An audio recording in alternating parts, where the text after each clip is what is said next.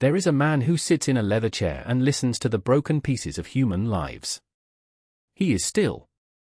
He is patient. He has been patient for 200 years. His name, in the language of his origin, has no human equivalent, a vibration in a register your ear cannot detect, a color at the edge of your visible spectrum. Here, on this pale blue world, he is called Daniel Cole. He has a placard on his office door.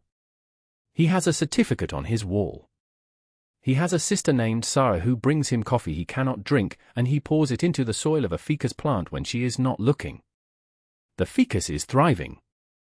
Dr. Daniel Cole is a psychiatrist in the city of Portland, Oregon.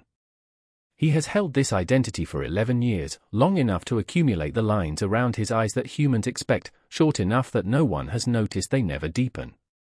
Before Portland there was a man named Henrik in Copenhagen, and before Henrik a woman named Yuki in Osaka, and before Yuki a scholar named Augusto in a city that no longer exists. The names stack backward into centuries like sediment, each layer a life compressed, catalogued, and filed with the council. The rule is clear. The oldest rule.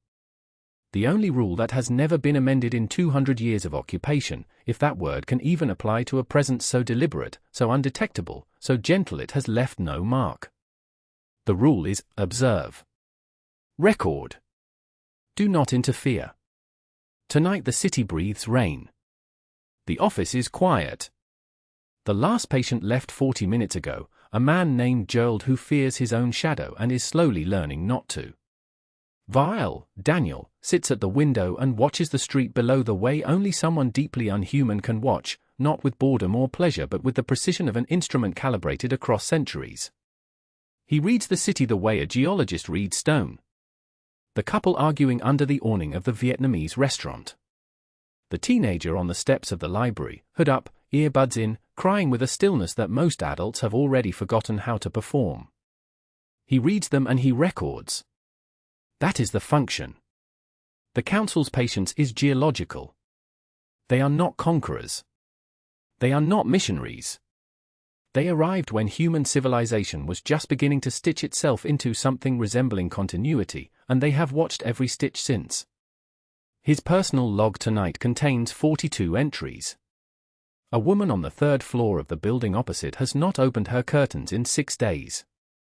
A street vendor near the park sells tamales and quotes Neruda to no one in particular. A child, 9 years old, red raincoat, who walks home from school alone takes a different route every day, always pausing to look up at the sky as if expecting something. Vael marks that last entry twice. He does not know why. The rain intensifies. Somewhere below, a car alarm begins its monotonous protest and then falls silent. The city goes on assembling itself from noise and light and longing, indifferent to the being watching from above. 200 years. 41 lifetimes by human measure. 11,843 days of rain and sun and the slow revolution of this world around its modest star. Vael has watched revolutions, plagues, the invention of jazz, the splitting of the atom, the birth of the internet, the grief that followed each catastrophe, the stubborn flowering that followed each grief. He has never intervened. Not once. Not even when, and there have been moments, across so many decades, when the protocol felt less like wisdom and less like a wall. Until the night a child in a red raincoat disappears. That night is not tonight. But it is coming. Vael closes his log and turns from the window. The ficus in the corner shifts its leaves toward him, not with wind, there is no wind indoors, but with something older than horticulture, something that responds to presence the way iron responds to a magnet. Even plants, on this world, seem to sense that something watches. He sits back in the leather chair. He waits. That is what he has always done.